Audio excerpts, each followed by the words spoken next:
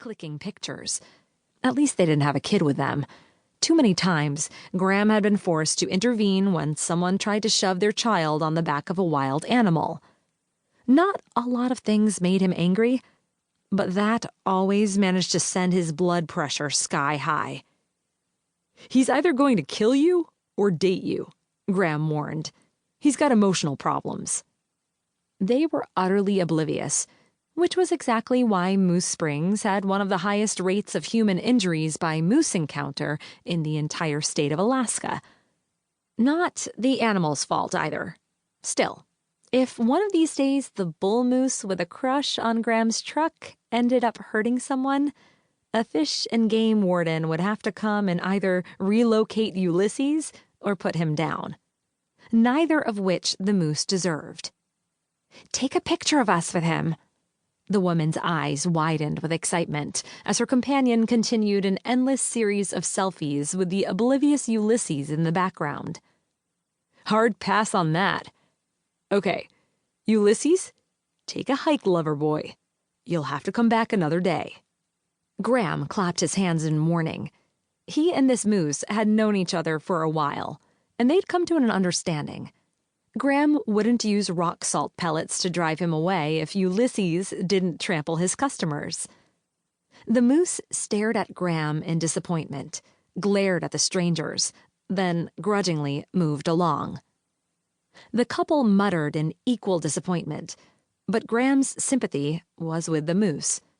The unending influx of tourists tended to ruin Graham's days, too. Behind him, the music grew louder.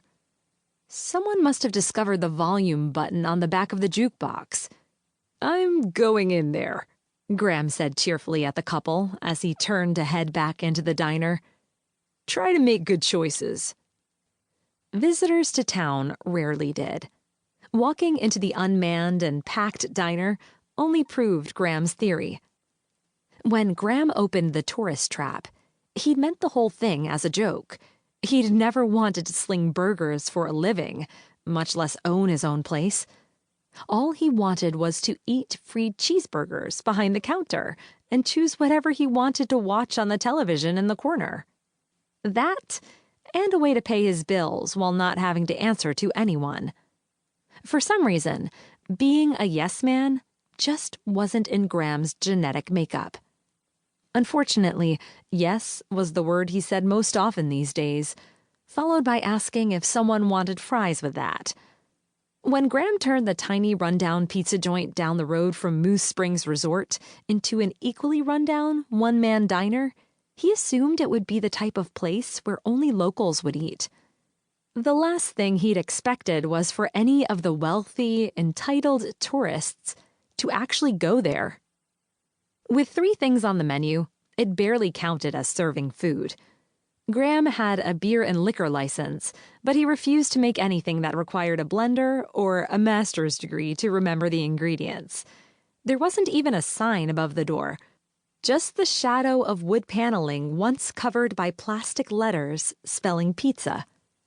And yet, there they were, filling the tourist trap to the stuffing point and waiting in line because Graham refused to hire anyone, which meant working his tail off on any given Tuesday. For the record, Graham hated Tuesdays.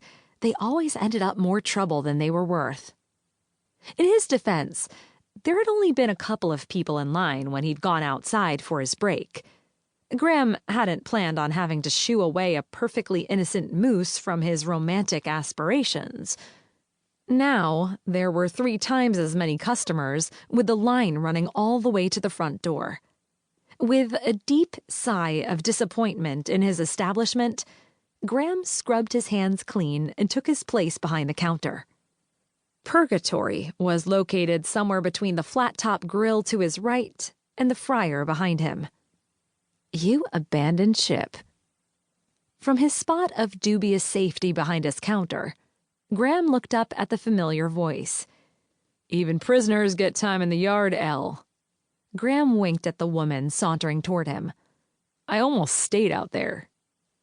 Wrapped in a dress that could make one's mouth water, Lana Montgomery didn't just stand out in a crowd. She was the center of To keep listening to this audiobook, I've left you a link in the description so you can do it, at no cost thanks to Audible's 30-day free trial.